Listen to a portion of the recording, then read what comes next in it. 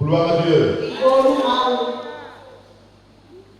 Il y a des événements mondains, charnels, qui se tiennent dans des centres, des salles données. Mais l'entrée est payante.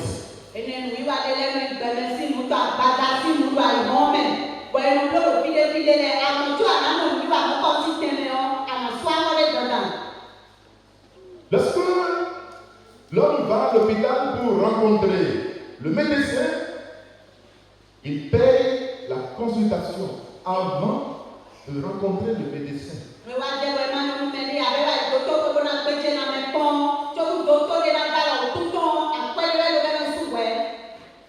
Mais Jésus, qui est le vrai faiseur de miracles, n'agit pas toujours comme nous. Jésus-Christ est le grand médecin de tous les temps. Il n'exige pas de l'argent de quelqu'un avant d'intervenir en sa faveur. Gloire à Dieu. À nouveau, soyez les bienvenus au rendez-vous avec Jésus qui fait des miracles.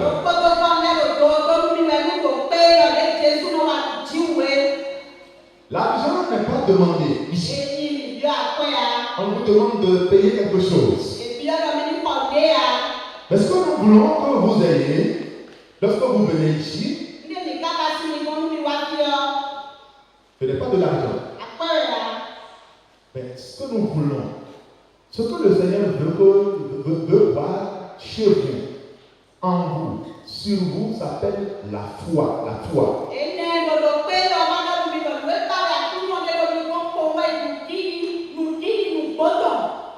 Pour vivre les merveilles de Dieu, vivre les miracles divins, il faut venir au rendez-vous avec Jésus. Il fait des miracles avec la foi.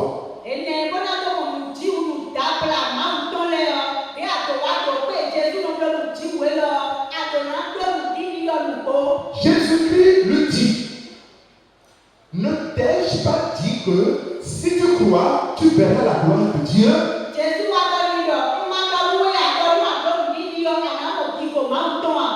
Rien n'est impossible à Dieu.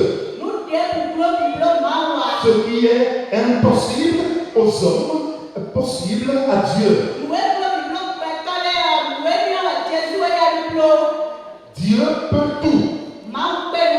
À tout moment. Rien n'est impossible à Jésus-Christ.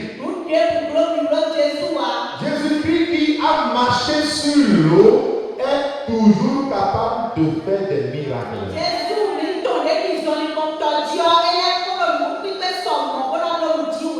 Gloire à Dieu. Lorsque une personne, une femme stérile vient en la présence de Dieu, vient au rendez-vous avec Jésus qui fait des miracles, quand elle part pour concevoir et accoucher après.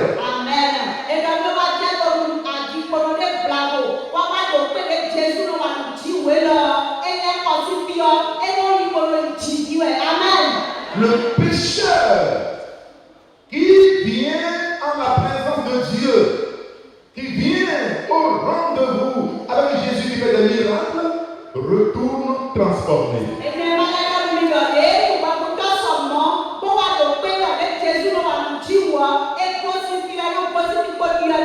Le pécheur qui vient à Jésus avec foi retourne pardonné.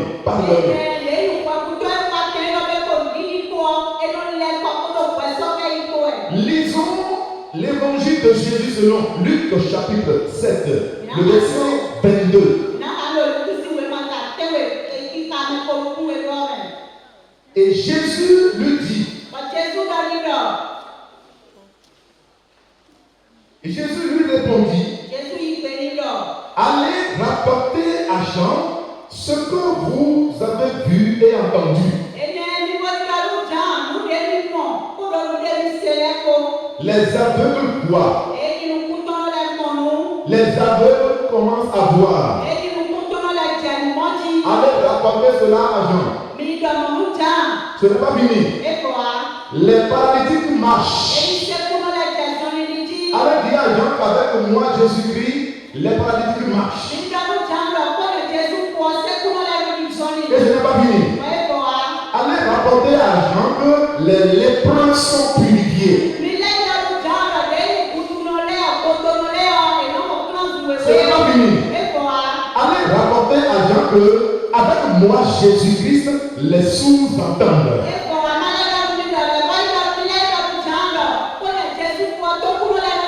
Et ce n'est pas fini. Allez rapporter à Jean qu'avec moi, Jésus, alors les morts reviennent à la vie, les morts ressuscitent. Allez rapporter à Jean qu'avec moi, Jésus-Christ, la bonne nouvelle est prêchée et annoncée aux pauvres et ceux qui croient sont sauvés.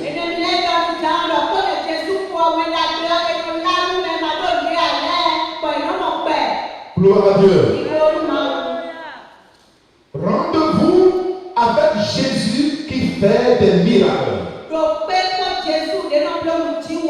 Tout à l'heure, les pasteurs vont commencer à passer. À tout le monde. Le Saint-Esprit va les utiliser pour votre bien. Pour votre bien. Au rendez-vous avec Jésus qui fait des miracles, les malades sont guéris. Toi qui es malade, qui es devenu malade, tu ne repartiras pas. Malade, tu repartiras bien portant parce que guéri par Jésus-Christ.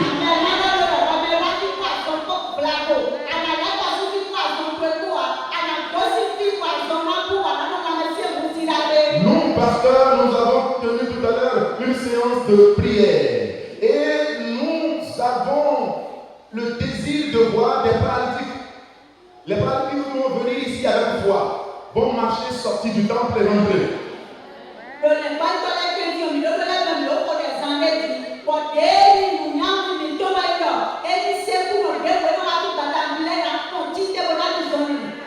Le monde qu'on va amener à la présence de Jésus-Christ, Jésus qui fait des miracles, ce mort va revenir à la vie.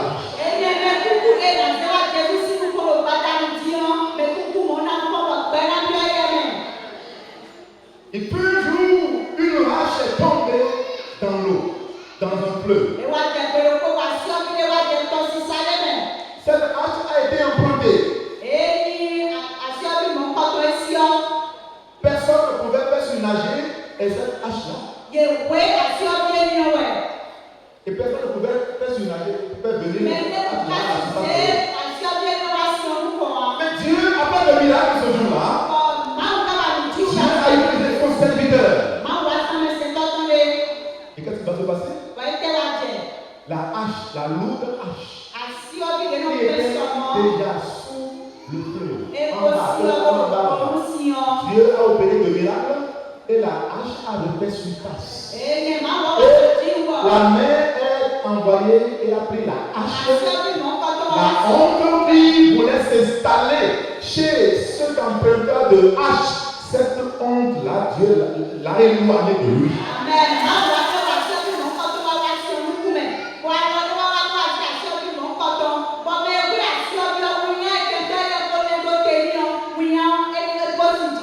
Ta santé qui est perdue va refaire surface et tu vas la prendre et en jouir.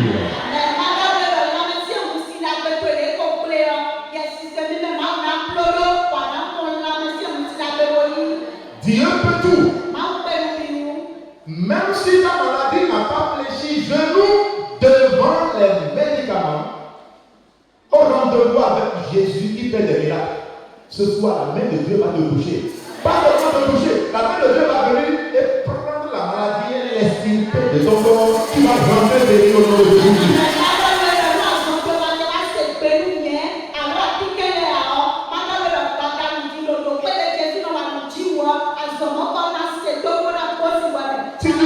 Si tu crois, tu verras la gloire de Dieu. Ce que tu as perdu, tu vas le retrouver. Ce que tu as perdu, tu vas le retrouver. Jésus-Christ te fera retrouver ce que tu as perdu. Tu peux ne pas savoir par quel mécanisme il va réussir à le faire, mais ce que je sais, Jésus-Christ va le faire pour toi.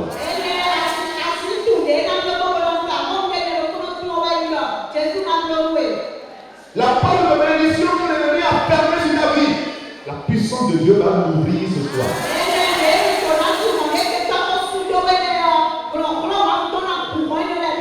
Si tu crois, tu verras la gloire de Dieu. Si tu crois, tu verras la gloire de Dieu. C'est sur les mots de bienvenue et l'exhortation du révérend pasteur Victorin Meinou que démarre la 5e édition du séance de prière dénommée Rendez-vous avec Jésus qui fait des miracles à l'église évangélique des Assemblées de Dieu, Temple Moridia de Fidjlosset. Une séance d'adoration suit, préparant le terrain pour que le pasteur Joseph Donou délivre le message spirituel. Il prêche sur le thème libéré de la puissance des démons, s'appuyant sur un passage biblique tiré du livre d'Ésaïe, chapitre 46, versets 24 à 25.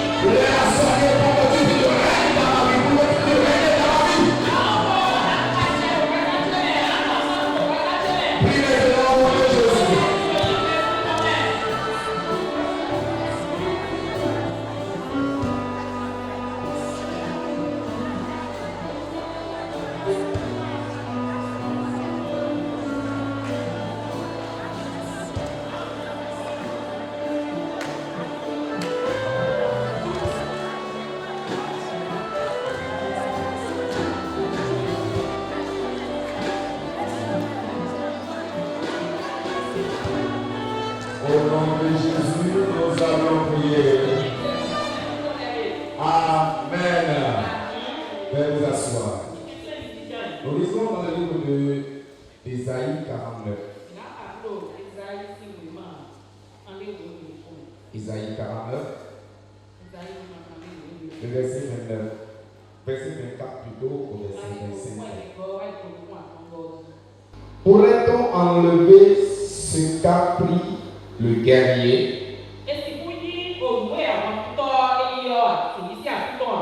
Les captifs du tyran seront-ils délivrés? Voici ce que dit l'Éternel. Les captifs du guerrier lui seront enlevés. Et la proie du tyran va être délivrée. Je ferai un procès moi-même à ceux qui t'ont fait un procès. Et je délivrerai moi-même tes enfants. Et je bénis sa parole. Si quelqu'un trouve 1 Jean 3, verset 8, il peut nous lire.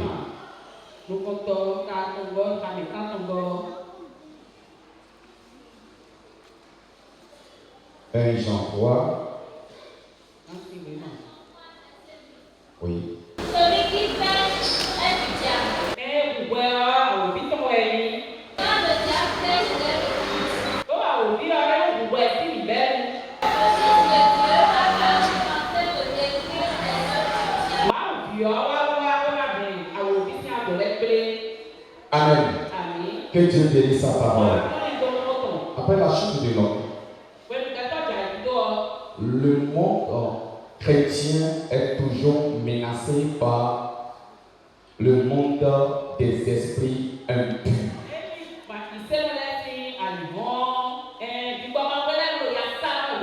C'était une guerre perpétuelle qui s'est enclenchée avec les élus de Dieu et avec le règne, le royaume satanique. Dès sa chute du ciel, qu'il est devenu Satan, son but est toujours de ramener l'homme sous son pouvoir, lui déposséder de son pouvoir, de son autorité,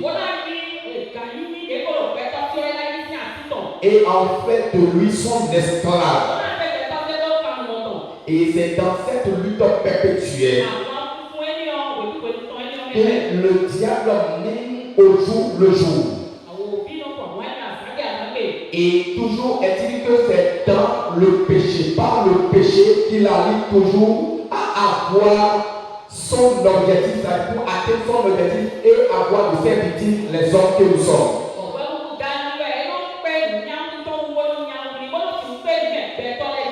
Toujours est-il que si l'homme vit toujours dans le plan de Dieu, il garde toujours son pouvoir sur le diable. Et quand il garde son pouvoir sur le diable ne peut rien faire contre lui. Et pour toujours l'amener à être sous son pouvoir, il faudrait que celui-là obéisse à la volonté de Satan. Il faudrait que celui-là obéisse à la volonté de Satan.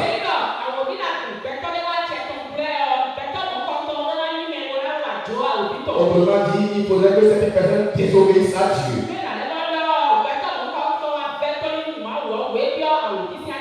C'est pourquoi le verset de 1 Jean tout à l'heure nous disait que celui qui pêche est du diable. Le péché constitue toujours le moyen par lequel le diable arrive à gagner les humains à son gré.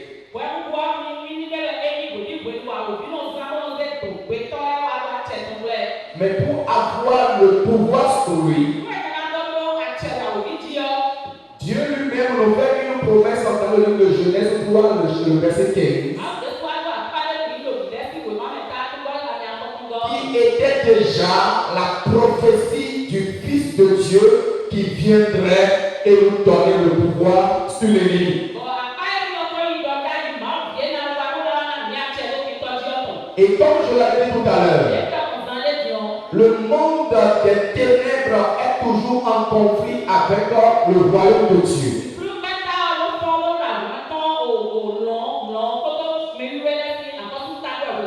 La chute de Lucifer a trimballé avec lui des anges déchus qui ont constitué après avec lui un clan pour pouvoir aller à l'attaque du royaume de Dieu.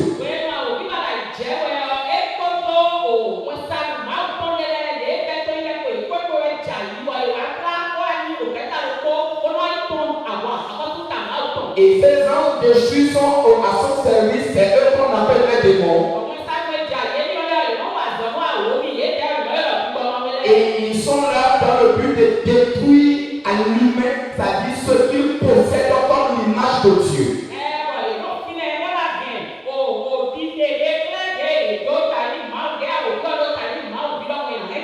Quand nous vivons toujours avec l'image de Dieu,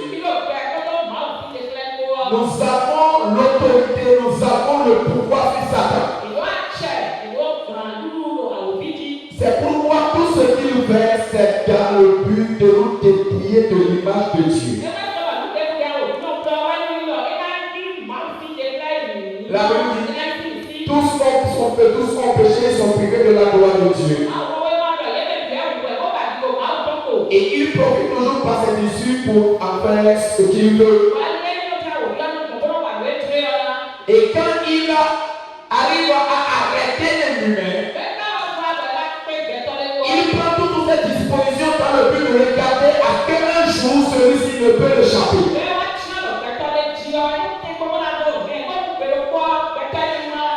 Et les versets qui nous donnent dans le livre d'Ésaïe,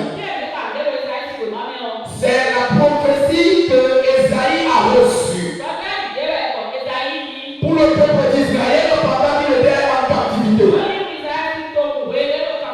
À un moment donné, les enfants d'Israël n'avaient plus en vue un jour retourner à Jérusalem. À cause des menaces, à cause des difficultés ou des poids que la population ou la royauté babylonienne infligeait sur eux, ils savaient qu'un jour, ils auraient encore la paix à Jérusalem.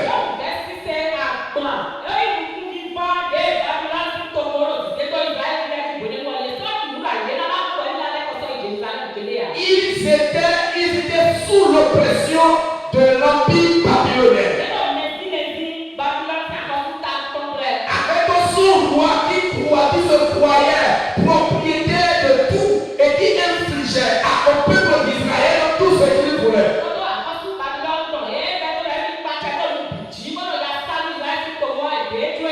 Au point même d'aller leur dire qu'ils n'auront plus le droit même de quitter son pouvoir.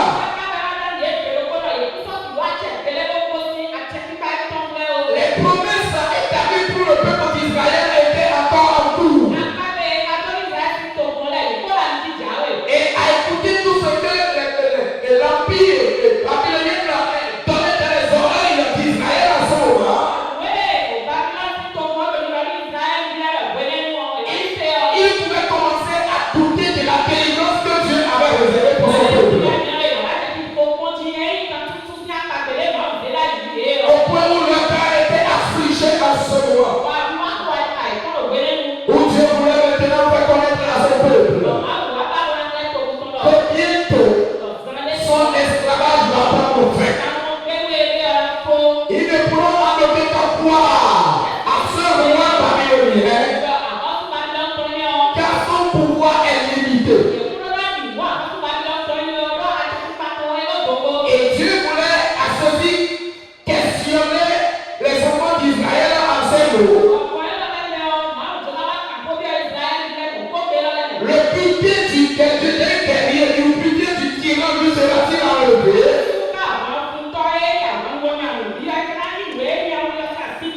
Et si les enfants d'Israël pouvaient répondre à ce moment, ils pouvaient répondre avec affirmative.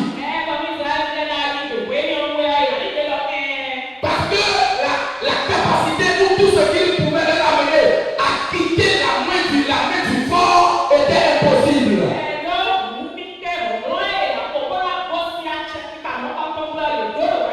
Et tout ce qu'ils voyaient à leurs yeux à ce moment, ils ne peuvent même pas réfléchir afin de donner une réponse à la question de Dieu.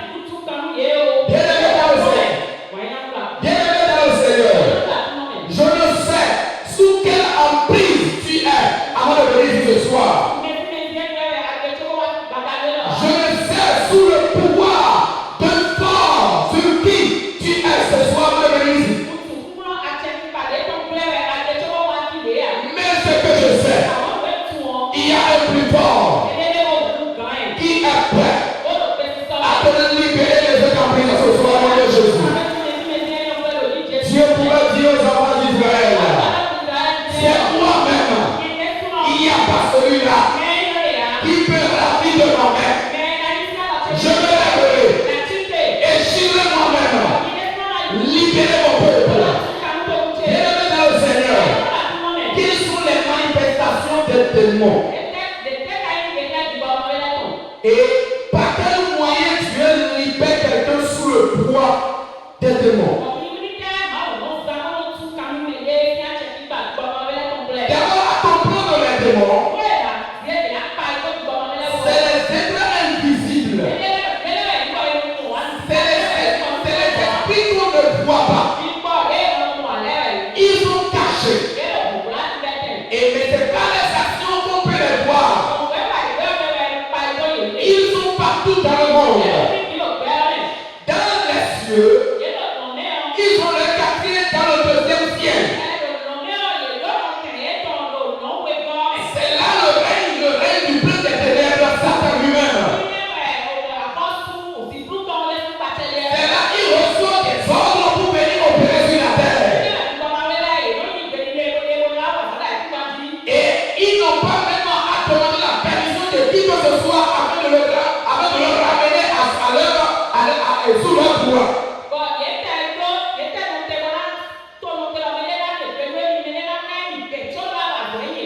Les œuvres se voient à travers les humains dans les créations. Et Jésus pouvait rencontrer quelqu'un qui pouvait dire à Jésus, mon enfant, quand l'esprit le prend, il le jette dans l'eau ou le jette dans le feu.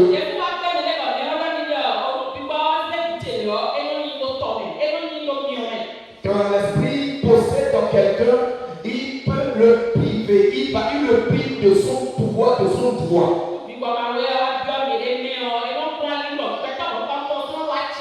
Tu ne vas plus vivre dans ta volonté ni dans la volonté de quoi que ce soit, mais tu vis dans la volonté de cet esprit.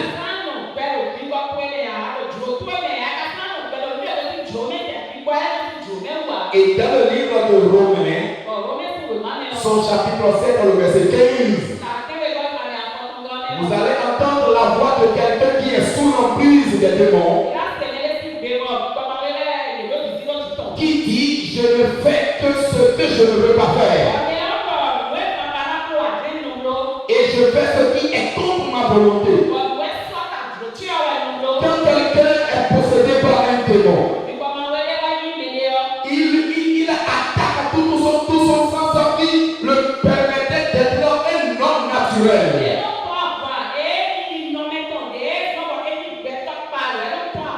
Et te possède de ta nature afin de t'amener à subir tout ce qu'il a commencé toi sur toi.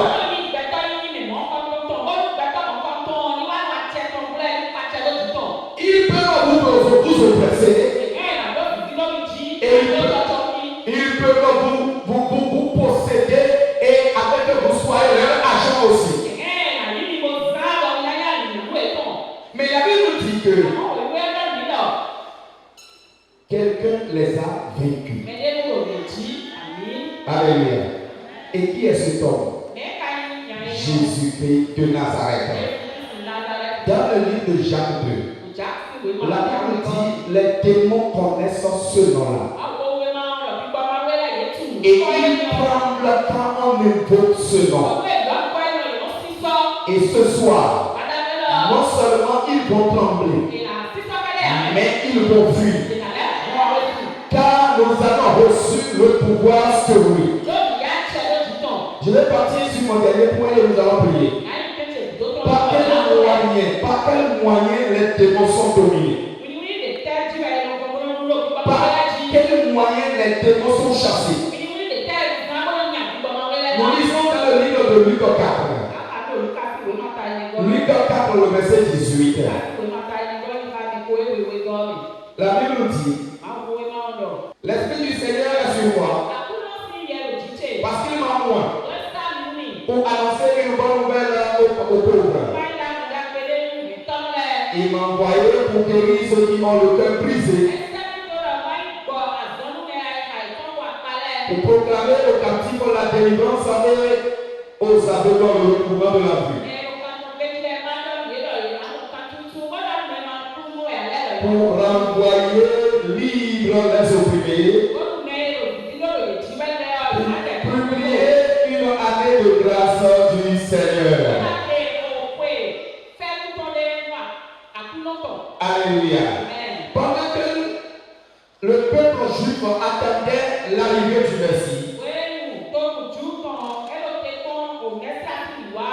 Voici celui-là qui est venu pour pouvoir leur montrer le chemin pour avoir la vie libre. Parce qu'il t'attendait un libérateur. Et quand il est venu, il doutait encore de celui qu'ils attendaient, ne savant pas que c'était lui qui est devant eux. Et quand, pour la première fois, il a fait son entrée dans le temple, il ouvrit le livre d'Ésaïe, où il a lu alors ces versets. Ainsi les œuvres de la délivrance ont commencé. Parce qu'il pouvait dire, cette prophétie s'est accomplie aujourd'hui. Et il pouvait dire à ses disciples, je vous donne le pouvoir de chasser les démons. Et dans le livre de Actes 1, verset 8, vous recevrez une puissance. Mon esprit sera sur vous. Et vous serez mes témoins. Être témoin, c'est faire ce que Jésus a fait. Et ce soir, nous sommes là, nous sommes ses témoins. Et avec cette puissance, les vies seront libérées ce soir. Les vies seront guéries ce soir. À la gloire de notre Seigneur Jésus-Christ. Alléluia. Au cours de cette séance, les prières deviennent plus intenses. Les fidèles profondément concentrés implorent le secours divin avec une foi inébranlable. Les mots étaient chargés d'espoir et de foi. Chaque prière résonnait comme un cri du cœur vers le ciel.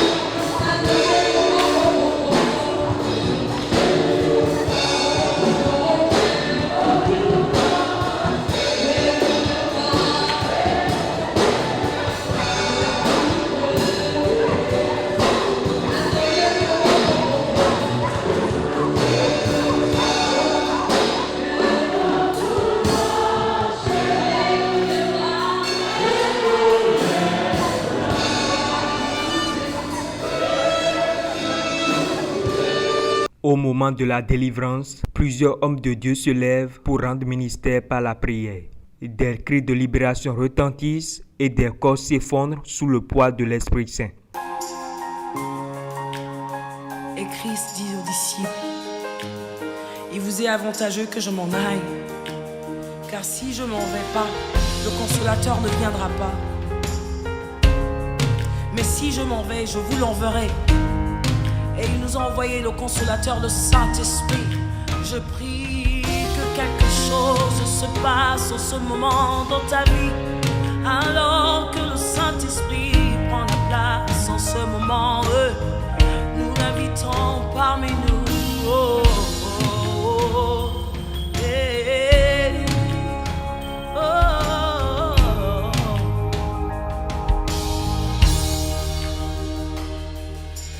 Quand il descend, oui, tout s'arrête. Il y a transfert entre ciel et terre. Quand il descend, l'atmosphère change. Il y a transfert entre ciel. Quand il descend, oui, tout s'arrête. Il y a transfert entre ciel et terre. Quand il descend, l'atmosphère change. Il y a transfert entre ciel et terre. Quand il descend, oui, tout s'arrête. Il y a transfert entre ciel et terre. Quand il descend, l'atmosphère change. Il y a transfert. Dis avec moi, le Saint-Esprit est là. Alléluia. Le Saint-Esprit est là. Il est là pour changer, pour consoler les cœurs. Il est là pour sonder dans les cœurs les plus brisés. Il est là. Chante encore le Saint-Esprit. Le Saint-Esprit est là. Nous proclamons, nous n'avons pas besoin de voir avec nos yeux physiques pour le croire. Il est là, il est là, il est là. Alléluia. Et voilà ce qui arrive lorsqu'il descend. Les maladies s'enfuient, les aveugles veulent, les paralytiques,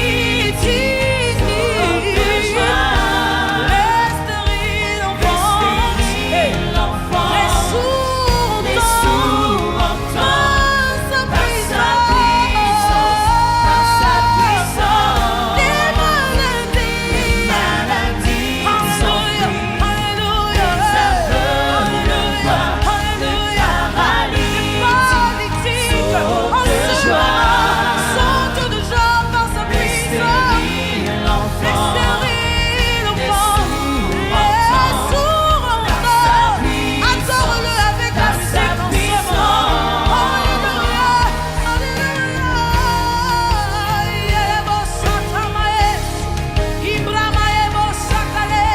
Est-ce que tu pourrais l'adorer en ce moment? Fais en sorte que ce moment soit un moment libre d'adoration. Après ces moments de délivrance intense, l'atmosphère est remplie de gratitude et de reconnaissance. Hommes de Dieu, participants et fidèles, après avoir été touchés et transformés par la puissance du Saint-Esprit, partagent leur témoignage. Je veux dire merci à Dieu. Je ne sais même pas par où commencer. Parce que pendant 6 ans, je porte des genouillères pour pouvoir me tenir debout. Parce que j'ai tout le temps des luxations. J'ai tout le temps des entorses. Alléluia. Ma vie est un combat là où vous me voyez debout ici. Quand je devais venir à Cotonou, un membre de ma famille m'a appelé et m'a dit « Tu veux aller faire quoi ?» J'ai dit « Je veux aller travailler ». La personne m'a dit « On verra ». Quand je suis venue ici, j'ai dit « Seigneur, amène-moi dans une bonne église ». J'ai cherché une église. J'ai parlé du problème à ma tante, elle a prié avec moi. Quand je devais venir ici le premier dimanche, j'ai fini de me laver, je me suis habillée. J'ai encore une luxation à nouveau, malgré que je portais des genouillères. Malheureusement, je n'ai pas mis ça aujourd'hui. Quand le pasteur a annoncé la séance, j'ai dit Seigneur, je suis une jeune fille, mais je dois bouger avec des genouillères. Personne ne le voit parce que je suis habillée jusqu'en bas. J'ai dit c'est quelle situation ça? J'ai dit Seigneur, je n'ai jamais participé à cette séance, mais s'il te plaît, rencontre-moi. J'ai dit Seigneur, je veux recevoir ma touche. Quand nous sommes rentrés aujourd'hui, j'ai prié jusqu'à 16h. J'ai dit aujourd'hui, Seigneur, je ne vais pas bouger avec des genouillères. Je vais marcher, venir à l'église comme ça. Quand je suis venue, on chantait. Le pasteur a commencé par prier pour les malades. Il a dit aucune maladie ne va vous amener à la tombe. Parce que cette maladie a beaucoup créé de problèmes dans ma vie, surtout dans mon travail. Parce que même quelqu'un m'a dit, est-ce que tu pourras continuer ton travail avec cette maladie? J'ai dit oui. Arrivé à un niveau, j'ai pris mon portable, je suis sortie parce que j'ai commencé par avoir mal au genou. J'ai appelé mon frère, j'ai dit, est-ce que tu ne vas pas me ramener des genoux? Parce que je suis venue ici nouvellement. Il ne faut pas que j'ai encore une luxation à nouveau. Personne ne va comprendre, personne ne va m'aider. J'étais là quand le pasteur a dit de venir devant. Pendant qu'on priait, j'ai eu comme l'impression que des grains de fonio sortaient de ma bouche pendant que je priais. Mais quand je priais, j'ouvrais mes yeux. Par terre, je ne voyais plus les grains de fonio, mais c'était des petits serpents. Je suis venue avec la foi sans genouillères. Et je pense que par la grâce de Dieu, je vais marcher désormais sans genouillères.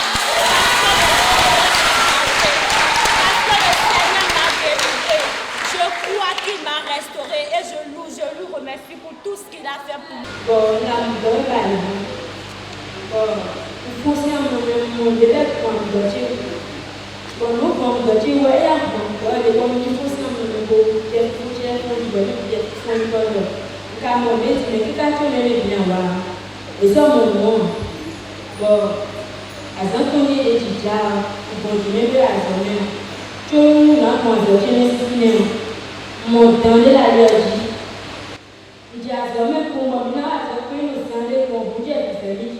Quand il y a des gens qui ont dit là, on a fait quelqu'un pour vous entendre. On dit qu'il y a des gens qui ont dit que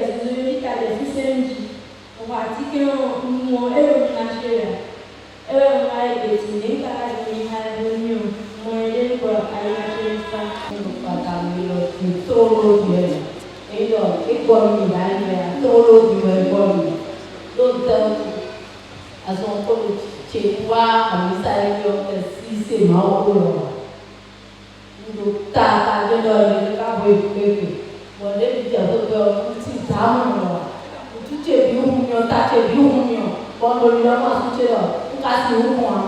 Il est sous la voie de Puelo, pour que les marrons, on met là, il est sous la voie de Puelo, on a massé.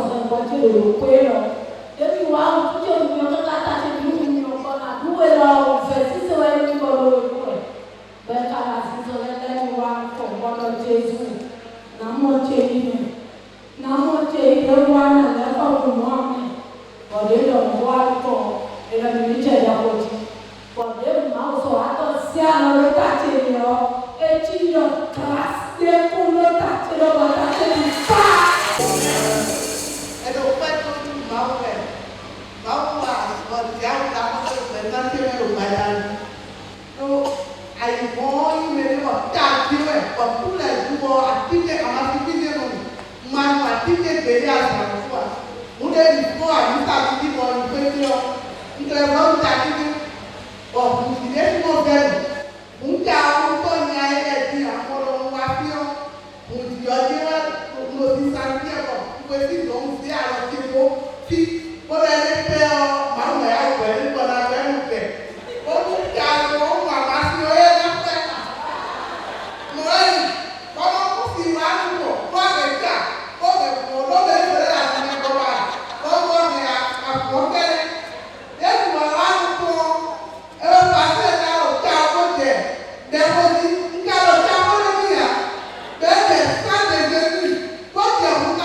Pour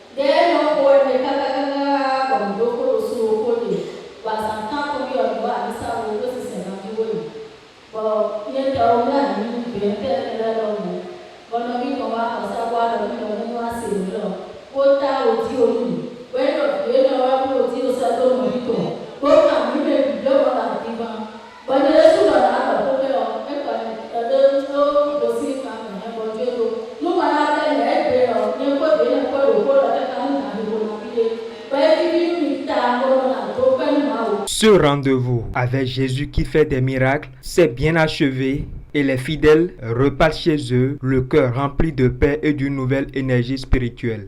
Le peuple de Dieu, heureux, loue l'Éternel pour ses merveilles dans leur vie lors de cette séance de prière qui se termine donc.